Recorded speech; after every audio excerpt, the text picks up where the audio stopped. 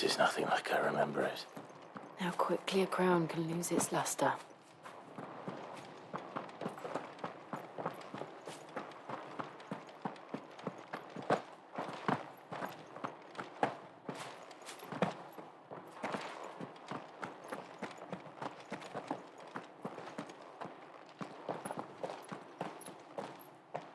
Not abandoned, then. Oi! Visitors!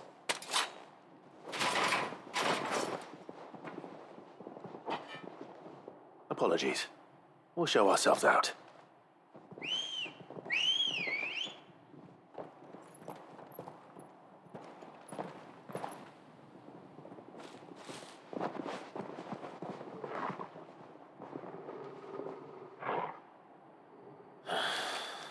Or not.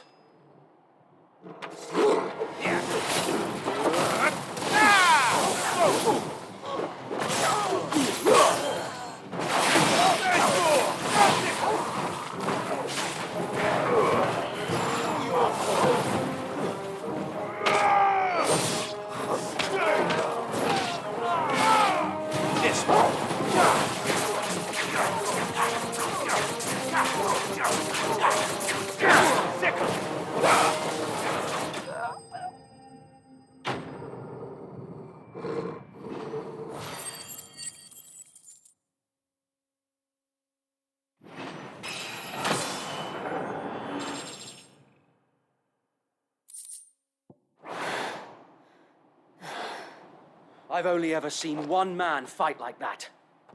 And he's long dead. Then perhaps it's time you joined him. The blessing of the Phoenix. It can't be. I was there when you died. Huh?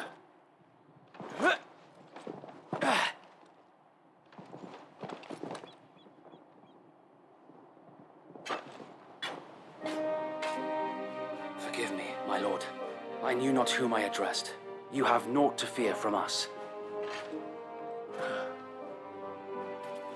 Founder, it really is you. It is. So wait.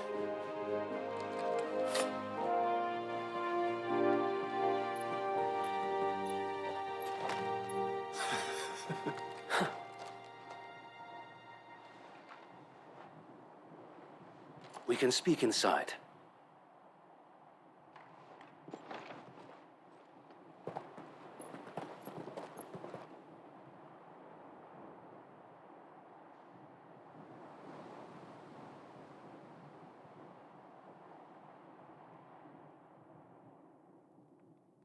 And those who wouldn't bend the knee? We left before the Empire could make examples of us, though we didn't go far. And we banded together to form the Guardians of the Flame soon after. Alas, there is only so much a handful of aging shields can do against the might of an empire. But we've seen to it that their stay has been anything but pleasant. Of late, though, we've had our hands full just trying to keep the Duchy's few remaining bearers out of the Imperial's clutches. The Cullings. We saw what happened in Old Hill. Aye, the foul work of the Black Shields and their mistress. You mean my mother? But it doesn't make sense. Even knowing what I know about her. Her hatred for bearers was no secret, but she wouldn't have been ignorant of their value to the realm. No offense, my lord, but in case you haven't noticed, the Lady Annabella couldn't care less about the realm. She barely even cares for her own home. That much has been plain since the slaughter at Eastpool. And, since granting the Holy Emperor a new heir, her obsession with bearers only seems to have grown. As to why, I don't know. Maybe she can't bear the thought of anyone having the power to challenge her beloved son. Her son. Sir Wade, the Black Shields have broken camp. They march in full force for Buick Bridge. Then so do we. Make ready.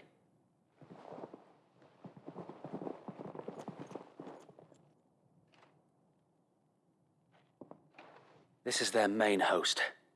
If we remove the head, perhaps we can prevent what happened at the docks from happening somewhere else. If I do nothing, then the blood of their next victims will be on my hands.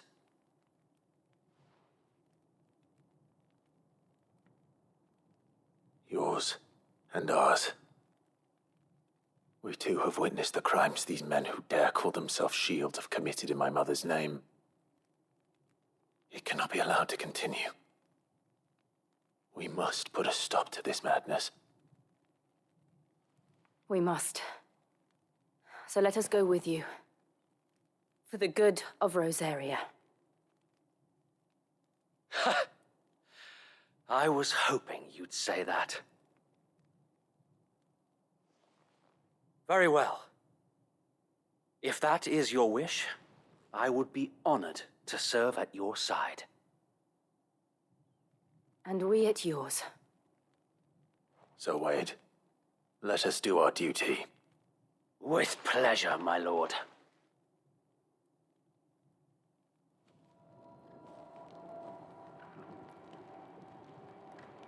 I imagine this endeavor will require more than just our wits. Then let's hope Sir Wade has a good quartermaster.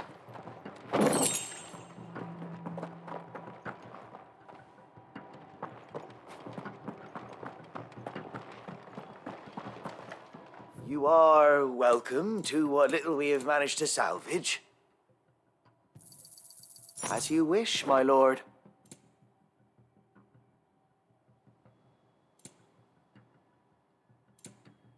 May the blessing of the crystals go with you. Tell us then, Sir Wade. What is your plan? Nothing fancy. You, Lady Jill and I make for Buick Bridge and provoke the main host at their encampment. Sensing an opportunity to end the Guardians, the Black Shields will call for reinforcements, who will be met from the rear by parties of my brothers hidden throughout the surrounding hills. This will allow us to wage battle on the bridge without fear of being overwhelmed. While the Black Shields have an advantage in numbers, you see, they prefer to fight in small units, which we can use to our advantage. How small exactly? Small enough, now that I have you and Lady Jill for company. I doubt I could have done this on my own. But until we arrived, that was your plan. You haven't changed a bit. So Wade, the bearers from Onde have been laid to rest. Very good. Now make ready for battle. As you command.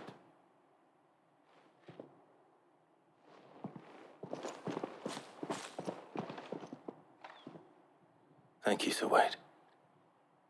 Perhaps now they will find peace. There is but one thing which will grant them peace. Putting an end to the Black Shields.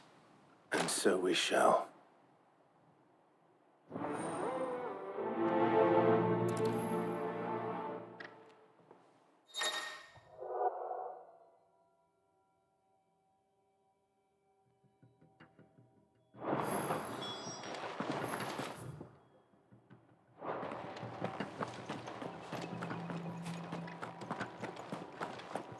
May the blessing of the Phoenix go with you.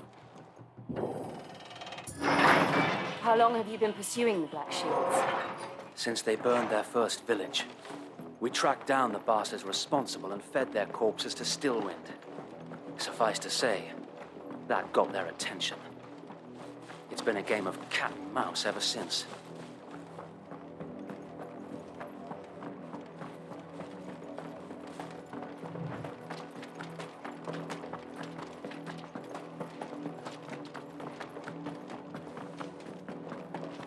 I can't be sight.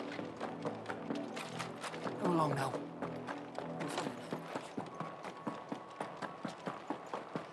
There they are. On your command, my lord.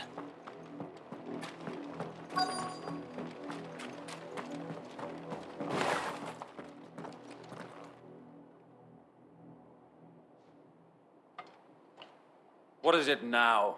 I told you! We bear a message for the Vicereine. From the Guardians of the Flame. Ha! You presume to tell us that a pair of filthy vagabonds, a woman and a dog, could guard aught against the might of the Black Shields? Then come! Die along with your flame! For Azaria! For Azaria! Your petty revolution ends here. On these our swords we swear.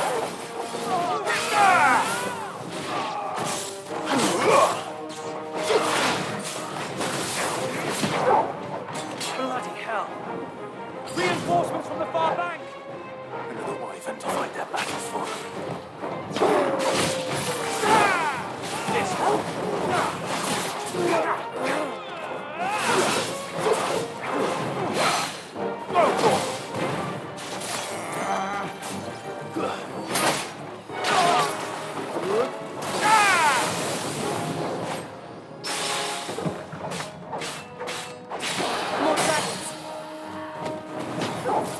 Worms.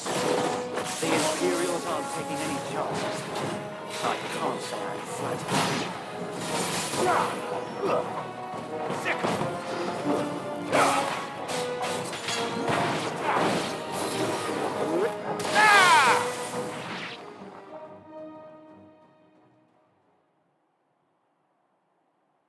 A noble stand, albeit a misguided one.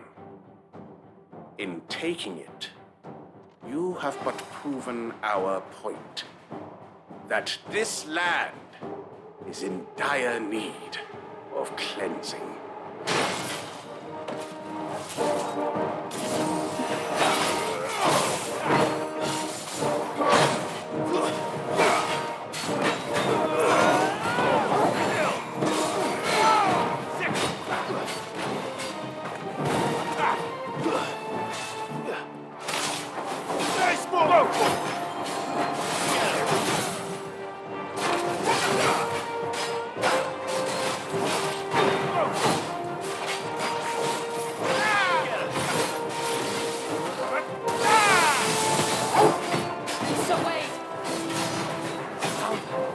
There's no one left to keep them occupied.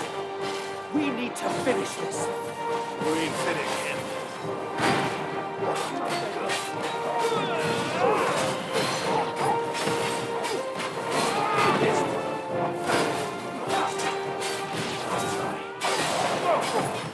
Too slow.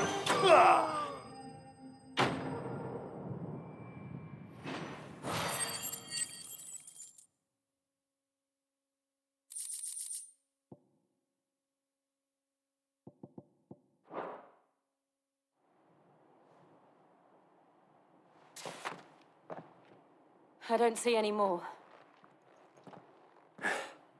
Nor do I. The plan worked. It did. It bloody worked. We sent every last one of the rotten bastards straight to the mud. My, Lord, perhaps this will be enough to stop the Cullings. For the time being, at least. Perhaps. Though I doubt my mother will take this loss well. She'll move swiftly to see her minions' ranks replenished. And then it will all begin again. I often wonder if the nation we once knew is gone for good. Her fields rot. Her people starve. We battled to preserve the flame that was, but for every foe we fell, another springs up in its place. Yet be that as it may, it is still our home, and we must fight for it, as we always have, and always will. For as long as the Firebird's flame burns in our hearts, the Duchy cannot die, and her loyal subjects may dream of a day when the Rosarian standard flies over Rosalith once more. So wait, Think we should fall back to Port Isolde before the garrison sends reinforcements? A sound strategy, my lord.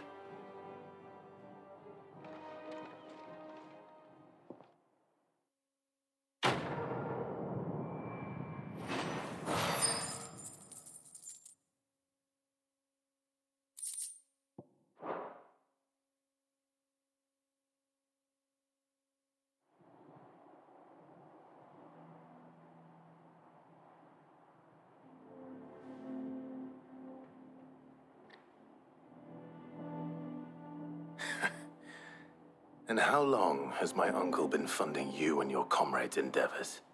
Since the beginning.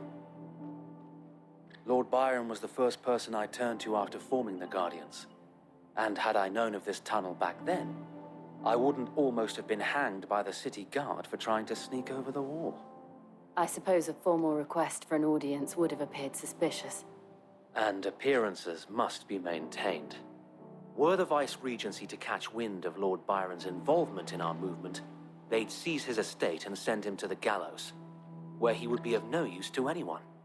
And so, though it sickens him to the soul, he plays the part of the loyal lord, knowing that one wrong move might prove his downfall. It is why he remains ever vigilant. Don't be surprised if he refuses you an audience, especially since you're famously dead. Then I will have to think of a way to prove that I am neither wraith nor wrongdoer. I might have something which could help with the latter. It's the mark of the Guardians. Display it, and those who love Rosaria will know where your loyalties lie.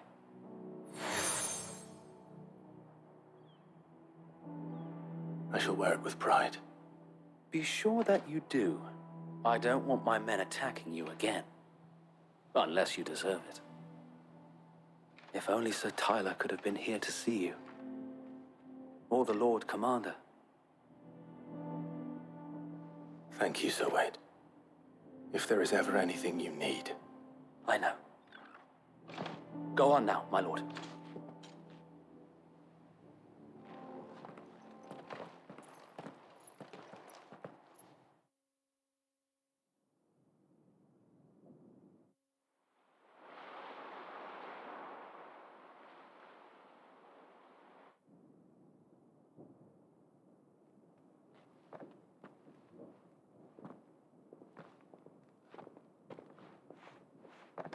How accommodating.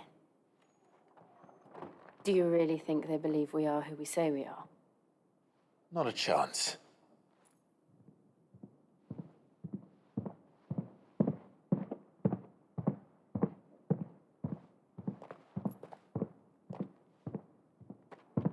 Right, I guess. My uncle believes we're imposters here to rob him. And means to string us up himself.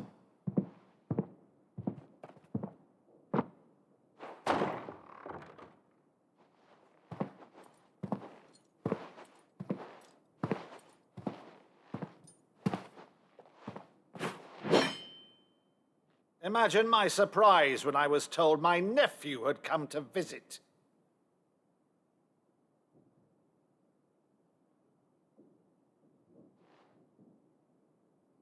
Clive Rosfield died long ago.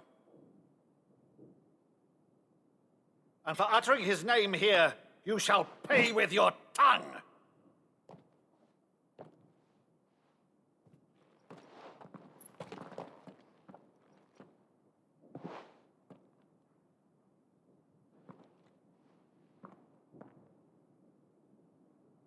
You would mock me as well?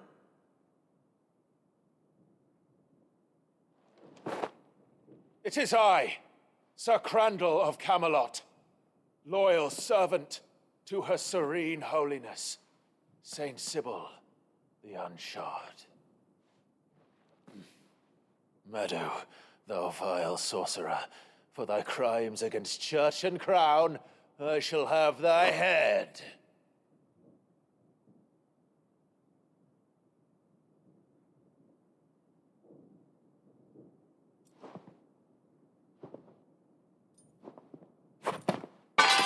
Curse thee, infectious flax wench. Even in death, must thou plague me still? Very well. I shall open the gates of hell, that thou might see thy charge once more.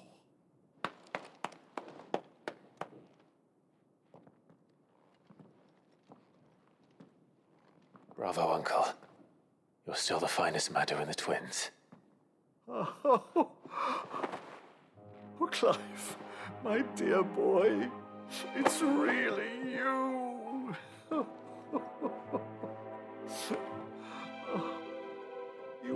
always were fond of that scene from The Saint and the Sanctuary. Never did let me play Sir Crandall.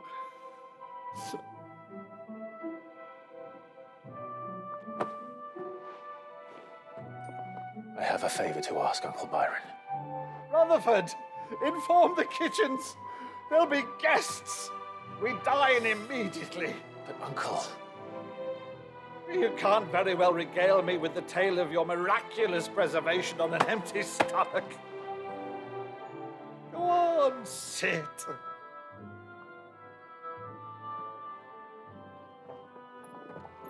See that you use the good plates, Rutherford.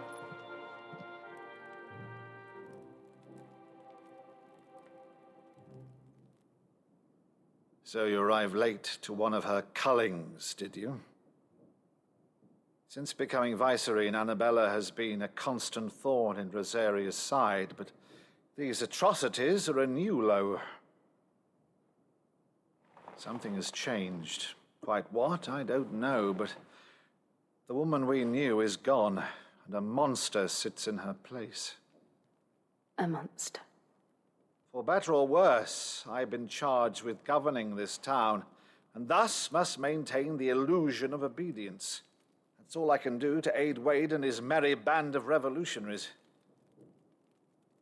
So he's told us. You have risked much for Rosaria. Our nation will be forever in your debt.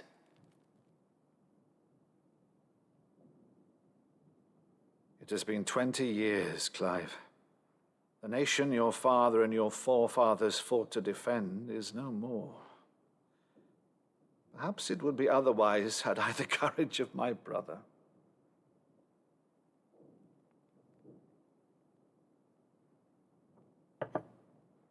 All right, if it's a ship you require, a ship you shall have. I've a galley in port, but recently relieved of her cargo. She can be outfitted for the voyage in a matter of weeks. So you believe us then? About everything? Believe you? Ha! Only a fool would believe even half of the things you claim. But until tonight, only a fool would have believed my nephew still lived. And besides, I have it on good authority that Clive is telling the truth. Whose authority? On your own, of course. You've always been a terrible liar. Is that true? It's not untrue. Let's say no more about it, eh? It wouldn't do to linger on my nephew's greatest failing.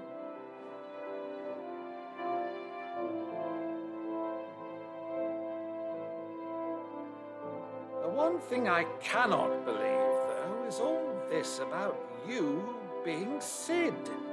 You were always such a good boy, but now you're quite the outlaw. Which, if I'm not mistaken, would make me an outlaw's uncle. Why then, who shall we pillage first? Rutherford, fetch me my cutlass. This will be fun.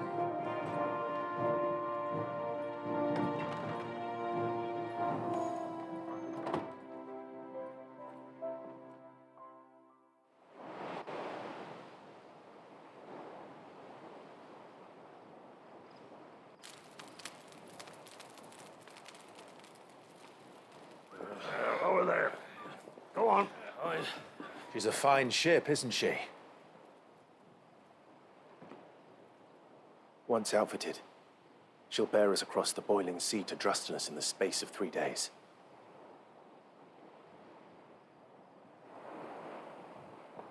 Something on your mind?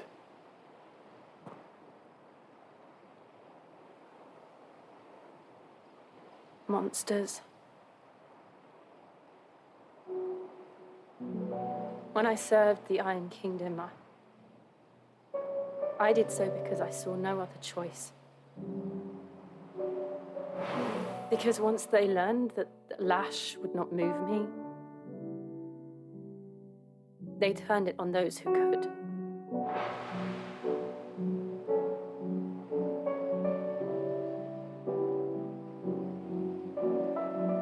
And so I became their puppet. I let them pull my strings, telling myself it was not my hand that swung the sword, but another's. I removed myself from the truth so I wouldn't feel the pain it caused.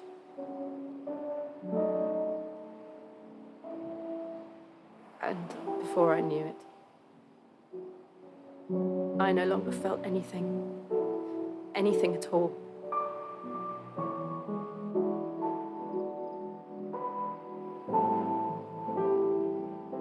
I had become a monster. Jill.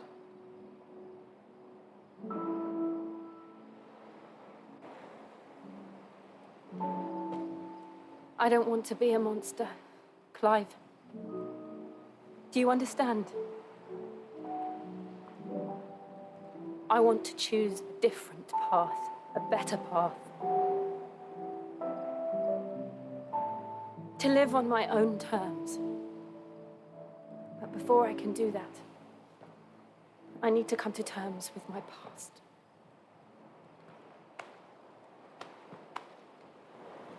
And when you do, I'll be standing there with you, just as you stood with me.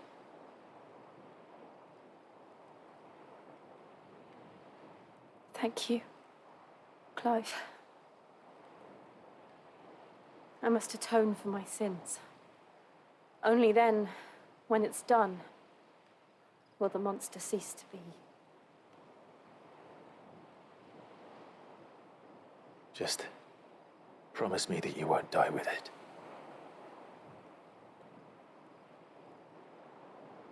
Now, let's get some sleep. The journey back to Benamir is long, and there is much to tell the others.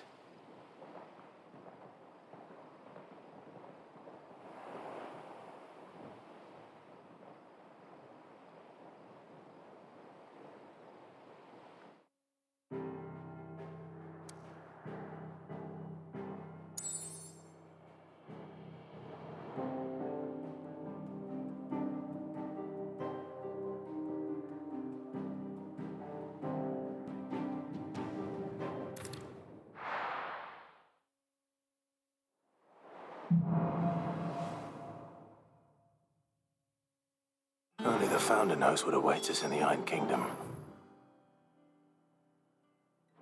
But Vivian could probably make an educated guess.